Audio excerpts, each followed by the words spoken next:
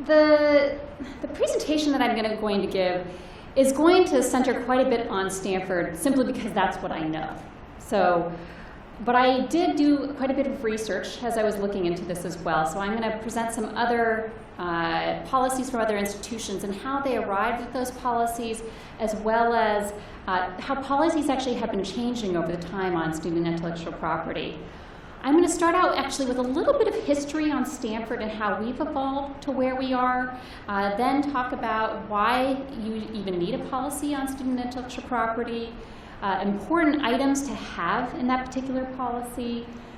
I'm going to talk about a couple of cases out of Stanford where it was student intellectual property and we didn't have ownership, and then I'm going to do a deep dive in a particular technology that we did have ownership on student intellectual property and how we actually handled going forward with that particular case. And you may have heard of the company before. I'm also going to talk a little bit about innovation courses. I thought it was terrific that both Professor Ivanhoe and the provost had mentioned these courses that are really helping students become more innovative and encouraging them to innovate. And that is very important then when you encourage that innovation not to end up being a roadblock to taking that innovation further. And then I'm going to talk at the end a little bit about ways that you can get the idea perhaps beyond the course stage or the initial idea stage. So for the history part, I want to talk a little bit about Stanford's history in innovation. As you may know, Stanford was formerly a farm. And the Stanfords decided that they wanted to create a premier institution for a university in California, because at the time there was nothing. This was back in the late 1800s. And so they decided to donate basically all their farmland in Palo Alto to this university. And it did fairly well. It went along, but it still wasn't seen as a premier institution for a number of decades. Then we were fortunate enough to have a Provost Terman here, who really thought, how can we build this into a premier institution? And he had a Steeples of Excellence policy where he thought, if you bring in some of the best and the brightest people, other people will follow them. And so he brought in the best and the brightest in a couple of fields, and other people did start coming in to the university. But the problem was people wouldn't stay. So the students would graduate, and they go back to the East Coast. They go back to wherever it was they came from, and they take their learning with them. So he was trying to think, how do we get them to stay in California? And so what he did was he created a research park and gave people incentives to actually stay near Stanford University and stay near the places that they had actually initially created these ideas. And two of the people that he inspired to come back actually after they had left were Hewlett and Packard. And he gave them, the legend is that he gave them some initial funds for them to start building their first prototype. They did that, and Hewlett-Packard was born. And now it's a behemoth of a company, still located, obviously, in the Palo Alto area. And I want to mention that story because at the very end of this, when I talk about the summary of why I think this is so important, I'm going to come back to HP. These are some of the more notable Stanford inventions over time. A very early one for us, FM sound synthesis, that was used in synthesizer technology that Yamaha created back in the 1980s. Actually, I'm guessing a lot of you weren't even born yet in the 1980s, but back in the 1980s in synthesizers, this technology was in almost all of your synthesizers. Recombinant DNA cloning, this was one of our biggest technologies out of the university. Really one of the technologies where universities started saying, hey, we can do this technology transfer thing. Functional antibodies, that's our current largest technology. Google and Tableau, those are two of our more recent technologies that originated, the original software came out of the university, and obviously both of them have done quite well. And this kind of shows a timeline of inventions that have come out of Stanford. And what I think is really interesting about these different inventions is that you can see for the first 15 years or so after OTIL was formed, the ones that we note as some of our bigger inventions, these were mainly faculty associated. But as you go on, the ones that I've marked in blue all had at least one student inventor on them. Now granted, most of them are graduate students, but there was at least one student, and the ones prior to that didn't have graduate students. And so I think that we are really seeing an evolution with what's happening with students being involved in the creation of intellectual property, and that's why this is a really important topic. I looked at this year's numbers so far, the invention disclosures that we've gotten in this year. We usually get about 500 invention disclosures per year. And of the inventions that we've actually received so far this year, about half of them involve some kind of students. Now, few of those usually only have students. Most of them have a student along with the faculty inventor, but there are some inventions that are student only.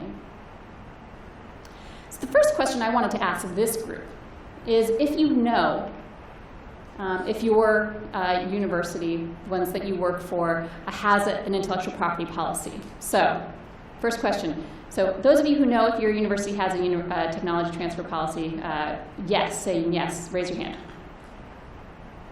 Okay, great. And those who say no? And those who don't know? All right. Well, so my next question is, for those of you who do know if your university has an intellectual property policy, is do you know how it applies to students? And so again, yes. Okay, and no? Great. And how about don't know? Good. I mean, not good that you don't know, but good that, this is part of the reason that we're talking about this. And I think one of the things that's been happening over time is we've realized that we really need to create an awareness about what happens with student intellectual property. Because, again, if you don't know what's going on, it could potentially be this roadblock about what are you going to do with these innovations that you create. So when I first started thinking about this, as David said, and he shouldn't have, that I've been in technology transfer for a really long time. When I first used to start going to classes, I thought the students would be so excited that I was there, and I was talking to them about intellectual property and what they could do with it. But instead of being really excited about it, most of the time they were like, why are you here, and how are you impeding what I'm going to do? And I realized I really needed to take a different tack on approaching the students and telling them what the possibilities were with their intellectual property.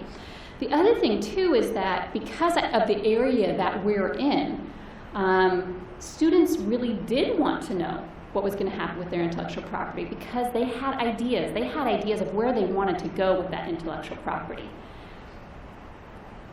Another reason that you want to have, and actually this kind of stems from that reason why you want to have an intellectual property policy. I don't know how well you can see this, but this says student support services, your success starts here. And then it says stop, do not enter. Basically saying, we're going to be a gate that you have to get through and this is going to be difficult. And that's not what you want with your intellectual property policy. You want to be able to say, this is something that either the university is going to help you with or something you can take off and build on your own, and we're going to try to help you with that as well. Another reason that you want to have a policy is you don't want headlines like this. Back in the earlier 1990s, it was actually started in the late 80s, University of South Florida got into a large dispute with one of its students about intellectual property, and they ended up jailing him for a while. Over what they thought was theft of intellectual property. And you want to have a policy that's really clear and that something like this doesn't evolve out of. So you don't want to have those headlines.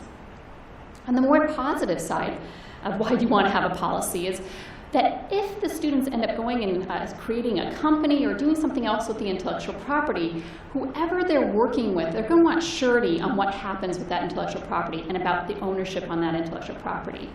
I can't tell you how many times since I've been working at Stanford that I've gotten calls from venture capitalists saying, hey, this person just came into my office and they said they own their IP. Is that really true? And so we can tell them, yes, we've looked at this. No, we haven't. There's some kind of surety that the investors are going to want to have on that intellectual property.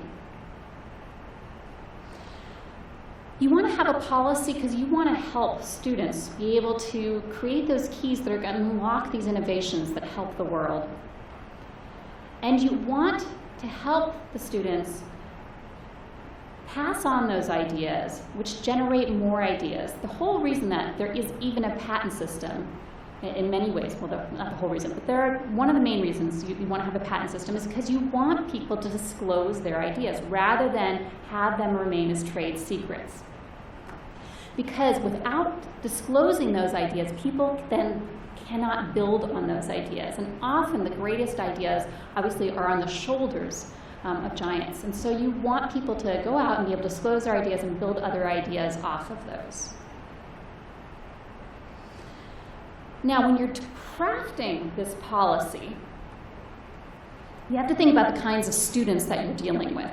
Obviously, in the US, we mainly have two types of students: undergraduate students who are there for their preliminary degree, and then graduate students.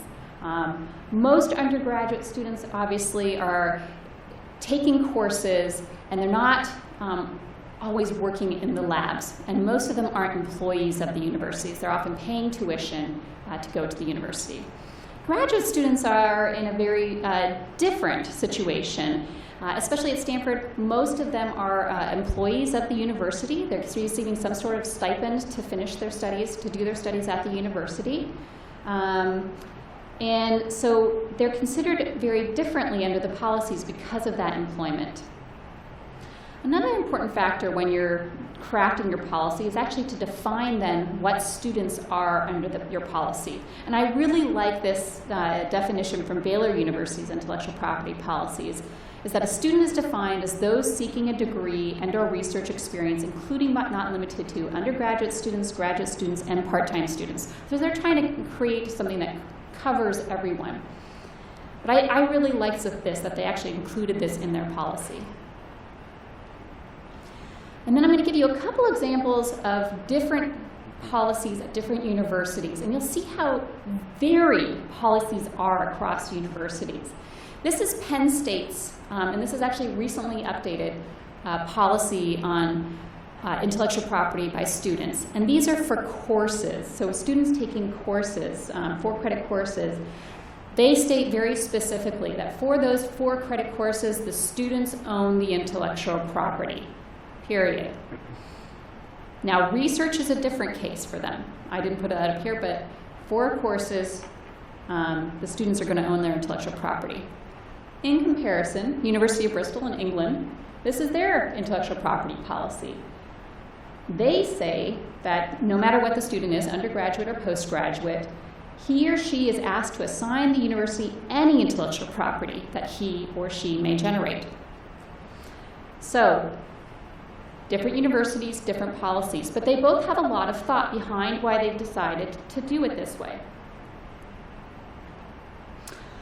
One of the things that's really important then, as you implement these policies, is also to give guidelines about how these policies apply, because people are going to have questions. Well, I'm in this specific situation. How is that going to affect the intellectual property I create? I love these practice guidelines that the University of Illinois put up about their entrepreneurship activities, class projects, joint ownership between students and the faculty, and therefore the university, because the faculty are almost always obligated to assign for their research responsibilities. And then exclusions. They come up with specific exclusions under the intellectual property policy. So this is, I think, a terrific format that they've come up with for explaining their university intellectual property policy. All right, so now I'm going to get Stanford specific because that's what I know. And I'm going to talk about our IP policy and how it applies. So at Stanford, our intellectual property policy for patents says that the university takes title to all inventions created with more than incidental use of university resources or created in the course of employees' responsibilities. And the crux of that phrase is the incidental use. What is more than incidental use? And it really depends on what people end up doing. So in the case of undergraduates, and then I'm dividing this again by how we see the world, undergraduates and graduate students. For the undergraduates, the more than incidental use would be something beyond use of the classrooms. use of the libraries, use of regular computers. If they're using some kind of supercomputer system, perhaps that would be more than incidental use. Things that are more than incidental use include specialized labs that they wouldn't have access to unless they had gone to Stanford or another university that had these facilities that they would not otherwise have access to. Now, if they're employees, there are a number of undergrad students who are employees and who are out doing research then in professors' labs, and those then would fall under the course of their responsibilities with the university because they're employees, but most undergraduates don't fall under that. As I mentioned before, because the graduate students are employees at the university, they fall under that policy for anything that they do in the course of their responsibilities for the university. The question, of course, comes, what if they create something that is outside of the course of their responsibilities? What if they have that shower idea, they're in the shower, they're thinking, there'd be a better way to, towel off, or there's a better way to do soap, or something like that. And, their regular course responsibilities are in physics. Well, that would probably fall outside of their university responsibilities, right? So usually what they'll do is they'll come and ask us, and that's what we try to encourage. Is if you have a question about whether something falls under the intellectual property policy or not, come and talk to us about it. The other thing that graduate students do, because they're employees of the university, is they actually sign our intellectual property agreement. It's called the Patent and Copyright Agreement. And basically any employee at the university has to sign this particular document. We actually keep records on the numbers of how many have done it, etc. One of the things that we have as far as guidelines, remember I showed you those University of Illinois guidelines before? We have very particular guidelines that we've come up for entrepreneurship courses. As you can imagine at Stanford, we have a plethora of courses dealing with entrepreneurship. And as part of those courses, students are often asked to create something, to innovate. And so we have a document that we've come up with about these courses and how the students should be learning about intellectual property. It actually gives guidelines for faculty about telling the students about intellectual property, and if they have questions about the intellectual property, to come to us. We also have a PDF about how we deal with student startups, and then best practices for those startups, what they can do at the university and what they can do outside of the university. And I think that's been really helpful because as you know, a lot of students who are innovating, part of what they're thinking for as the long-term goal is, I want to start a company. And so we're helping them flow along with that process and to use their judgment based on what we think are the best practices. As I mentioned, policies have been changing quite a bit over time on student intellectual property. This was an article that I found recently on Purdue on some changes that they've actually been having to their intellectual property policy. And so their intellectual property policy actually states that any invention created with the use of Purdue resources is subject to university ownership. And they decided that they were going to change this to give students clear ownership in certain situations. And I thought this was a really great thing for them to do, considering that there are these questions about the student ownership. And they're saying here that students have clear ownership of the intellectual property if basically they use regular resources, they weren't paid by the university, and that it wasn't basically a sponsored project by any corporation or the government. That being said, even if the student owns the intellectual property, sometimes they may very well want to assign the IP to the university instead. And there are reasons for this. First of all, patents are really expensive. How many of you have applied for a patent? Show of hands. Just a few. I'm mainly down here. So patents, let me tell you a little bit about how much they cost. So in the United States, a U.S. patent application, to file it and to have a good attorney working on it, like Chuck down here, it costs usually between $8,000 and $10,000, sometimes even more, to file a U.S. patent application, a full U.S. patent application. To get a patent application issued in the United States usually costs, we say, between $25,000 and $35,000. And most students that I know don't have that kind of money. So they may very well say, you know, at Stanford, I'd really like you guys to take this on. I think it's a really great thing, but I can't do this myself. They may not have any experience on just how to even take the technology forward, and so they may want to our help with that as well, or any experience in licensing the technology. So we are open to that if the students are interested. These are some of the key issues in developing a policy, and I took this straight out of the Autumn Technology Transfer Practice Manual. So David had mentioned Autumn earlier. Yes, I'm a big supporter. Come and see me if you want to learn more about Autumn. But one of the reasons I thought that this particular presentation was so timely was because Autumn actually just completed this chapter last year, in part because it also saw this as a hot area that needed some people to address it. And so these were the 7 main areas that they came up with that you should really pay attention to when developing a policy. So first of all, what are your objectives as an institution? What are you trying to accomplish by having the intellectual property policies for students? What are going to be your criteria as far as the resources that are used that created the intellectual property, and therefore where are you going to kind of put the line down of what is the universities and what would be the students? Existing research programs. Remember I was talking before about the fact that there might be these sponsored research obligations or things like that, so you want to think about those kinds of things when you're creating these policies.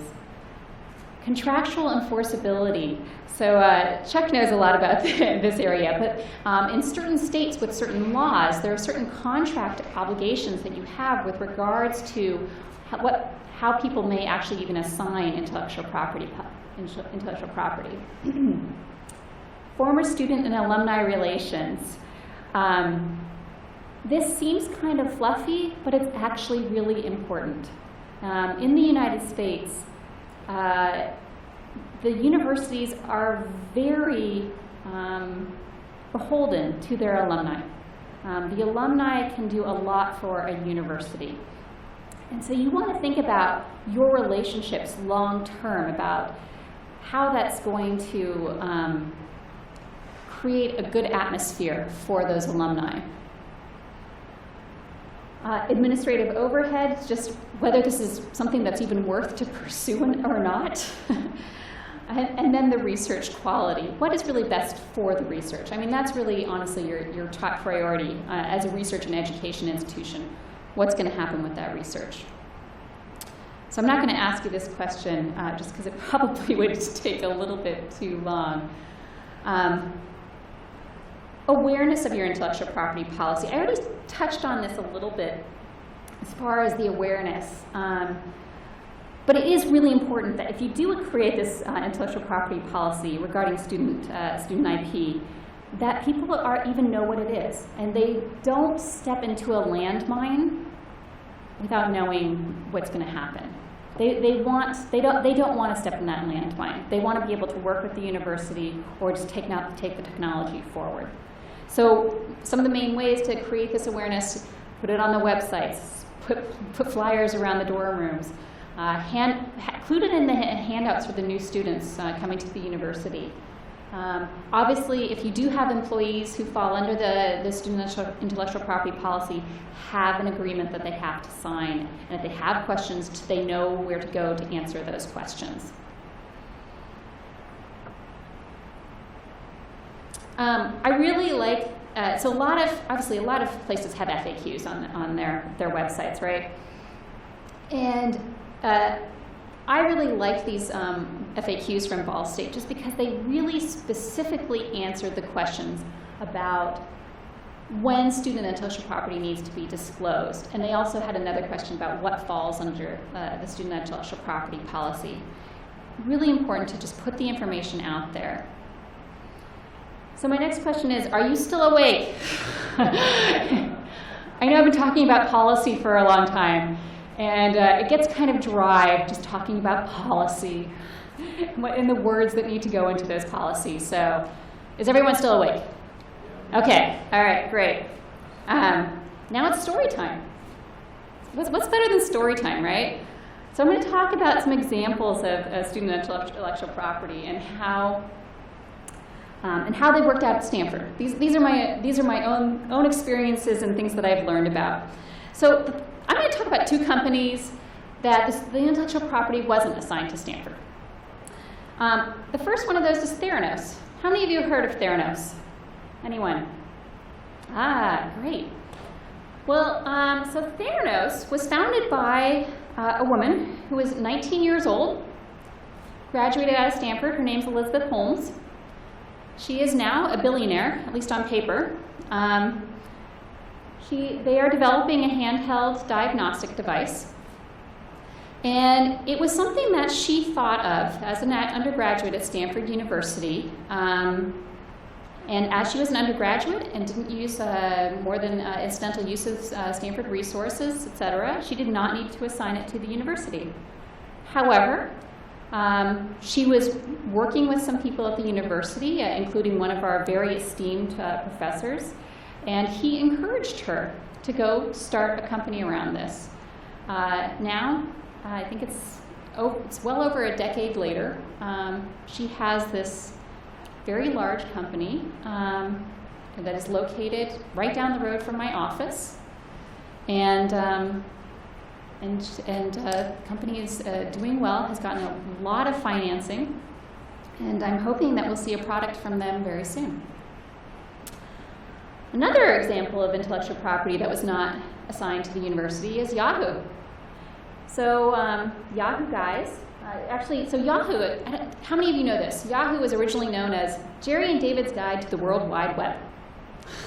Chuck knows that. And I think the story was it ended up being called Yahoo because one of them was from Louisiana, right? And his girlfriend called him a Yahoo. But they also just liked the intonation of Yahoo, like, yay, I got a good result. And it was, it was this way to search the web at the time. They created this on their own time. It wasn't a part of their work that they were doing at the university. They did it in their dorm rooms. And the university didn't have any ownership in it. And it's done a wonderful job, obviously. I mean, I checked my Yahoo account this morning. How many of you checked your Yahoo account? I mean, do any of you check your Yahoo accounts? Okay, well. But it's one of those things where, and it's fine. We didn't own the intellectual property, and they've done and created this wonderful company and created a ton of jobs, and a resource that many of us use. So now I'm going to go really in a deep dive into a technology that we did have intellectual property in.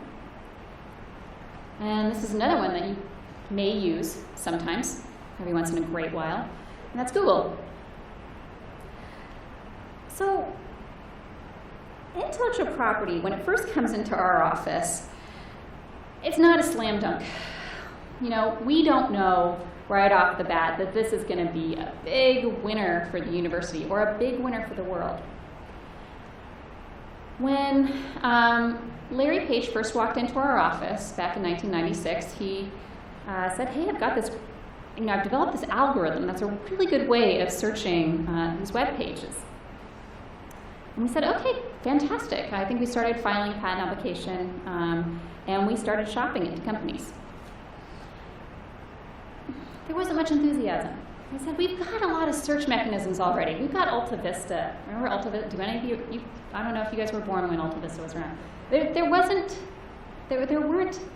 but it was really hard to ever get an answer, or the answer that you wanted out of the internet. And so they had thought, well, people are just going to want this, right? Or that's what we thought. And it turned out people weren't shopping around for yet another search mechanism. So they ended up starting the company, but that was not their original plan. So getting what seems like a logical straight line from really great idea to really great product is not an easy place, and you often have a lot of ups and downs trying to get there.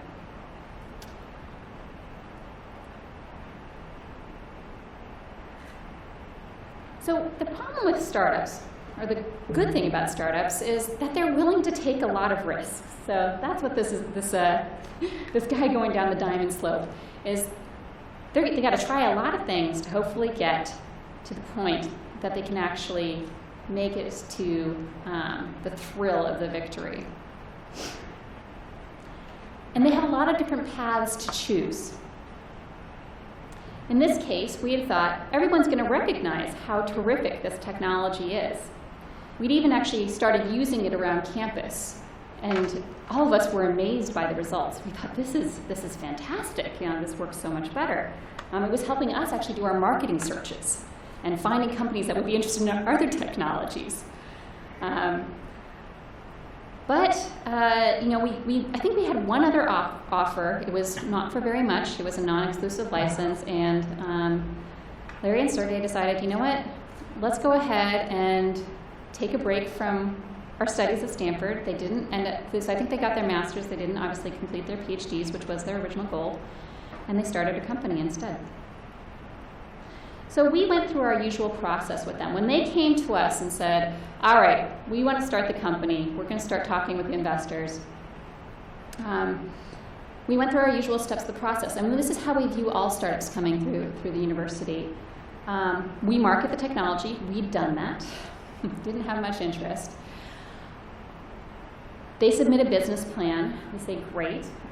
We negotiate the license with their business person. We do a conflicts of interest process if needed. And then we negotiate the full license agreement. And that's what we did in this case. We negotiated one of our regular licenses. We were fortunate enough to actually get equity in Google early on. And the license themselves really look very much the same as they would to any other company, except you have to think differently because you're dealing with a startup company. Startup companies, they don't have a lot of capital up front, they have a lot of investment they have to make, they don't have experience in a lot of things, and so what you're doing is you're often backloading the deal, but also really putting a lot of diligence in, okay, how are you going to develop this? At the same time, you also have to give them the flexibility that they need, because startups, the business plan they give to you, you know, when you're negotiating that agreement, in 5 years, if it's still the same, you know something's wrong. They have not adjusted to the times, they haven't adjusted to what they've figured out, so they better have a different business plan after 5 years. So this is just going a little bit into what I already talked about as far as how they're different. Obviously, cash is very limited. We ask annual minimums from all of our licensees. So anyone who's licensing a technology from us, we're actually asking them to make yearly payments to us. But because, again, the startups are so cash poor usually, that's usually going to change over time how much they actually pay us in annual minimums. And you just have to be somewhat flexible. You have to realize it's going to be an evolving entity with a startup. I didn't do the Google deal. I don't actually know the specifics of it, but I imagine that the business plan they gave to us early on and how they were going to make money is quite different from how they're making money right now. So you guys have to be willing to be flexible with the startups and change over time. I don't know how many amendments we constantly have going on with our startup companies. So these are amendments to the license agreements. What we're really trying to think about is what is the end goal? And the end goal is that product or that service or whatever it is that they're developing that is going to end up helping people or helping the world. So you're trying to help them get there. At the same time, the university, at some point, if things aren't going well, has to be able to cut the cord if they're just running on fumes and there's nothing left to that company. And so we have diligence in the license agreements in part to be able to say, this is done, you've had your try, now we need to give someone else that chance to do that. We also know with startups that time is everything, and timing is everything. So time is everything in the fact that it's a limited resource and they only have so much capital that usually gets them to the next point where they have to have made, it's a make it or break it decision. And then timing is everything because if they've got an investor in hand, they're going to want to move. if you take too long and that investor leaves, you may have cost yourself also the deal. So appearances can be deceiving. We did not know at the beginning that Google was going to be what it was. So you have to treat every deal as if it's a possibility and do what you can to get it done within a framework of getting a good deal. We don't maximize our deals. We're not trying to eke every last penny out of a startup, particularly a student startup. But at the same time, we're trying to get a good deal and we're trying to get that technology to the next stage. Startups actually only account for about 10 to 15% of the licensing that we do. And students are probably involved with, I'd say, about half of those startups. It's much more than it used to be, that's for sure. So just a little bit more on startups, just because I'm on the topic. One thing that's important to know, just because we're Stanford University and people always think, oh, there's always so many startups and Stanford just always has this goal of doing startups. Actually, we don't. We don't have a goal, actually out of technology licensing, of doing startups. And we're not actually helping the startups with their business plans. We're not usually introducing them to investors. There is such a network around the university that we haven't seen the need to do that. We don't have a real incubator on site at Stanford, but there are a lot of resources around Stanford, and I'll talk about those later, that students can use to help incubate their technologies. So now I'm going to talk about courses that involve intellectual property. And I'm going to concentrate on one specific course out of Stanford University. And this is the Extreme Design for the Design for Extreme Affordability course, excuse me. This is a really fantastic course at Stanford. It's actually, I think it's 2 semesters course. And what it does is they basically encourage students to create innovations for the parts of the world that are neglected more by our technological advances. And so they bring in the problems that these areas are having and say, what can you do to make this easier or make the lives better here? So these are some of the examples that we have. This first one is on the left-hand side is Pele Cobra. This is for coca farmers to split the coca pods more easily. And the problem was a lot of these coca farmers were splitting these pods and they were constantly getting wrist problems. And so they developed a new coca splitter to help them with that. So that's a very simple technology.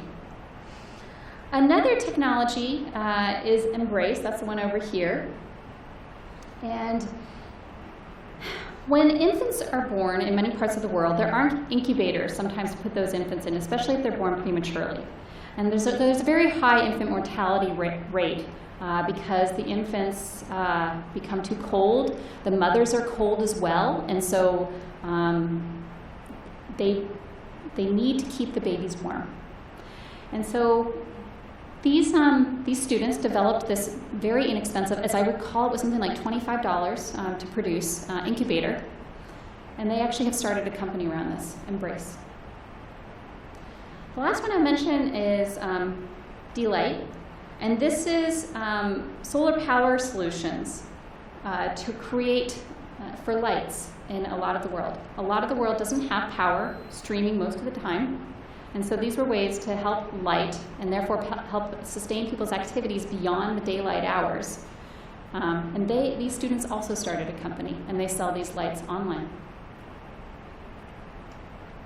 Now, you get a little break from listening to me, and you get to listen to somebody else about another technology out of the extreme design, the affordability for extreme design. And this is a technology that I ended up licensing out, and I'll explain the situation to you in a little bit. But first, learn a little bit about the technology itself. And hopefully this will.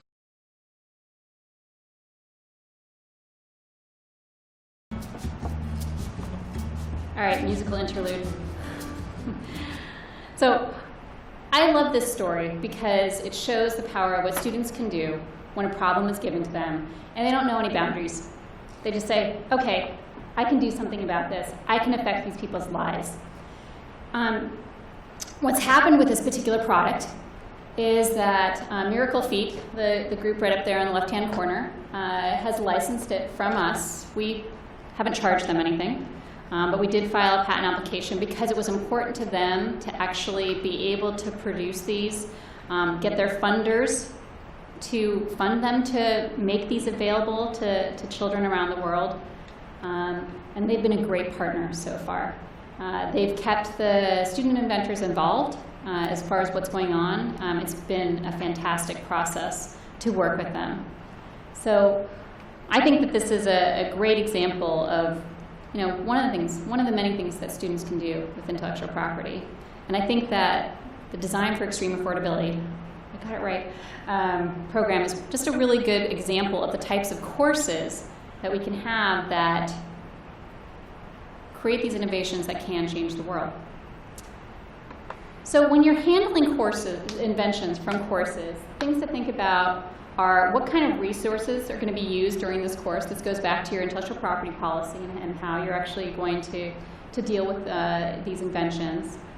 Are there going to be any sponsorship or other obligations?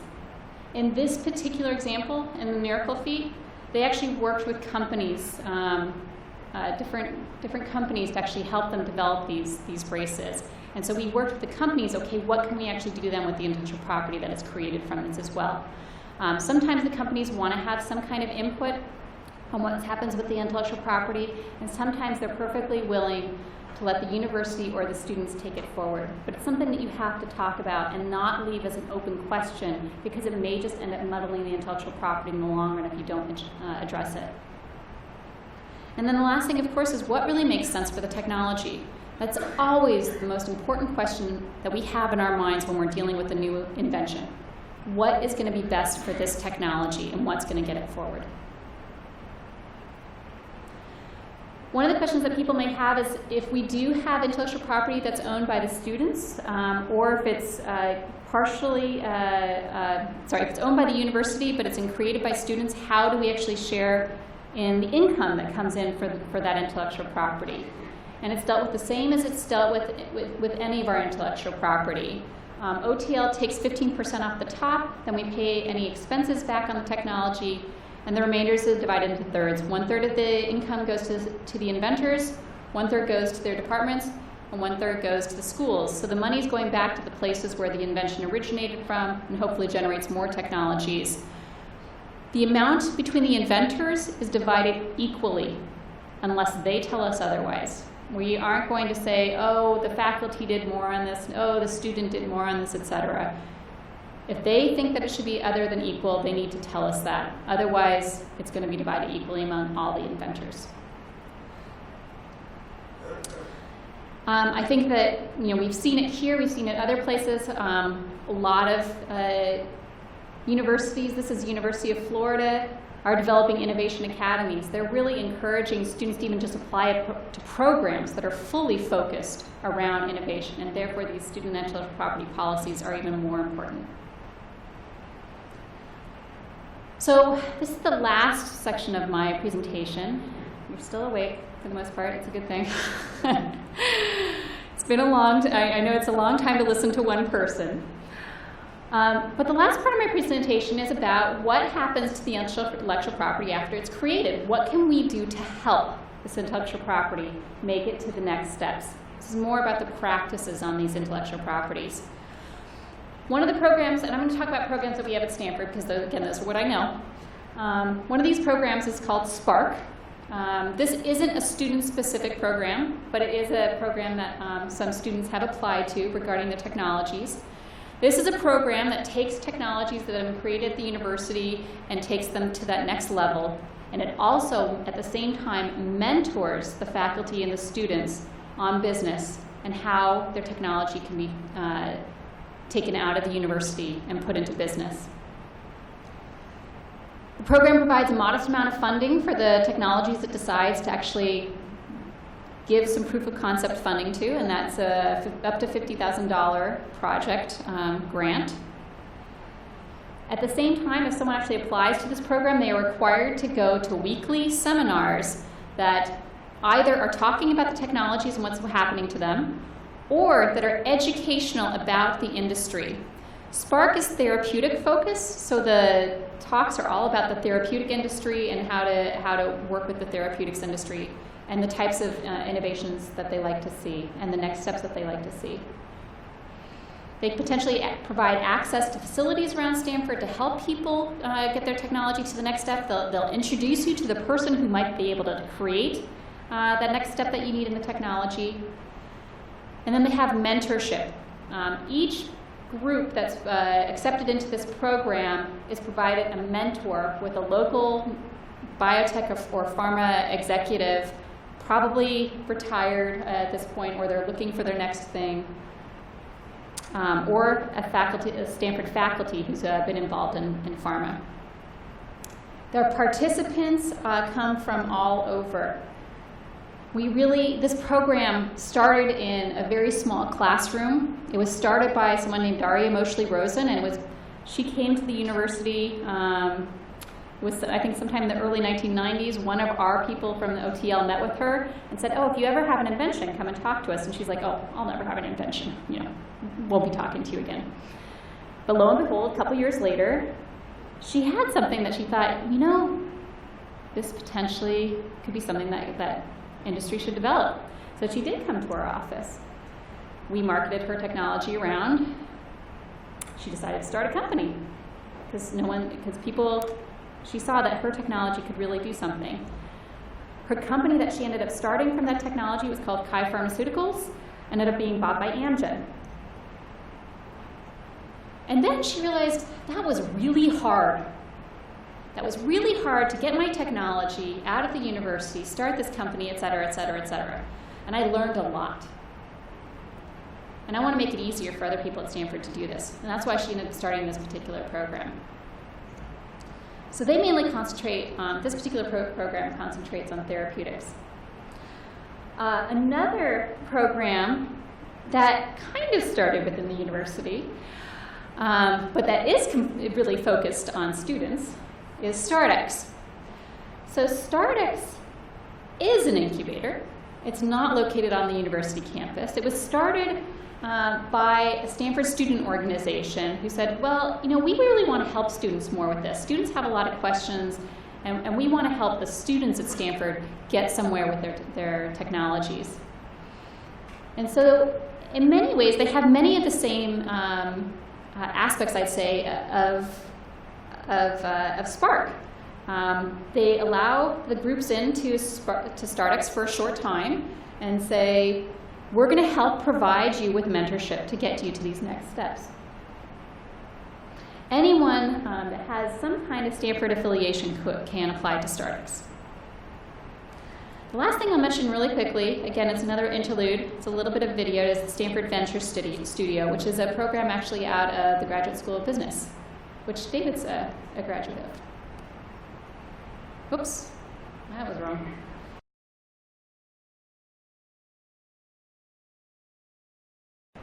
So the Stanford Venture Studio, it has a space at the Graduate School of Business, and teams form and are accepted in and meet and then network. A lot of this is all about network. And I think that one of the things that is really important when you're integrating these types of courses into your curriculum is getting people networked around your area that can help them with what they're trying to do. I think it's really important. Get those people who've done it before coming in and providing information as well as resources that those people can use. Get them introduced to people. Have a space to create and build. StartX is one of those spaces. I think that's incredibly important as well. And get involved in the earlier stages of when people are developing these. Help them in the right path of where they should be potentially going in their venture. As they say, fail early and fail often. That'll get you forward. And get younger students involved. This is not just about graduate students. This is about undergrads as well. I mean, I showed you the Theranos example, but students of all ages can be making these remarkable innovations. It wouldn't be a talk on student IP without talking about apps. A lot of intellectual property things that students creating these days are apps. And typically, so an app would actually fall under our copyright policy at Stanford. The copyright policy is slightly different than the patent policy. Just rather than incidental use, it says significant use of university resources. So it's a real hurdle you have to overcome to actually have copyright assigned to the university. And so generally, apps, if they're created by students, aren't going to fall under the university policies. And so it's something that the university in general doesn't own an app.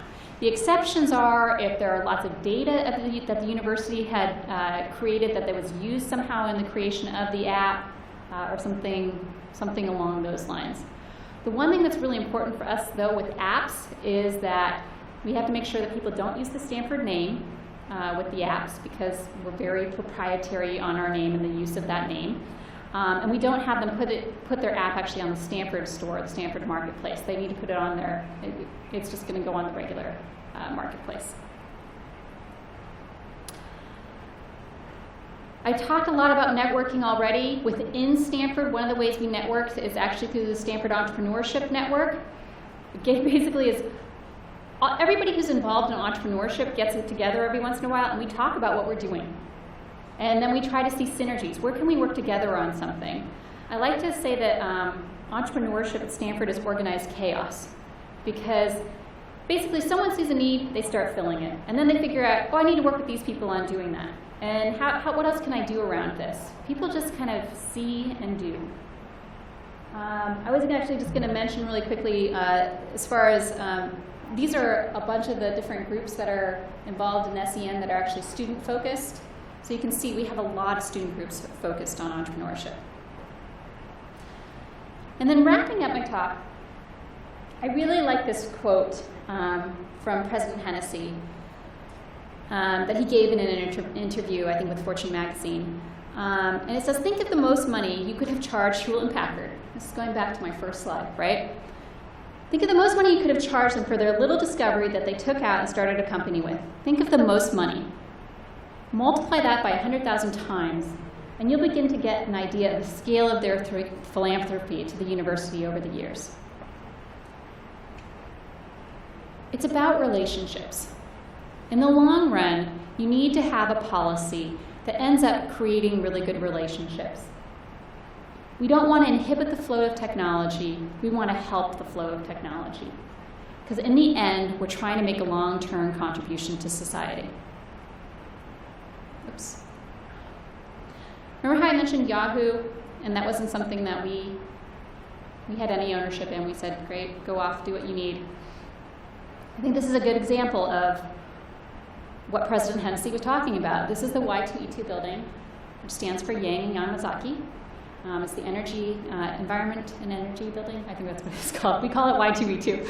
And basically, they donated the money to create this building because we have a good relationship. And I think that we were really looking always towards the long-term goal. And I think that's what you need to think about when you're creating your intellectual property policies. You're thinking about the long goal. You're thinking about, okay, what's good for the technology? And I really should have put that first. What's good for the technology? What's good for the world? And what's good for the economy? So I'd really like to say thanks.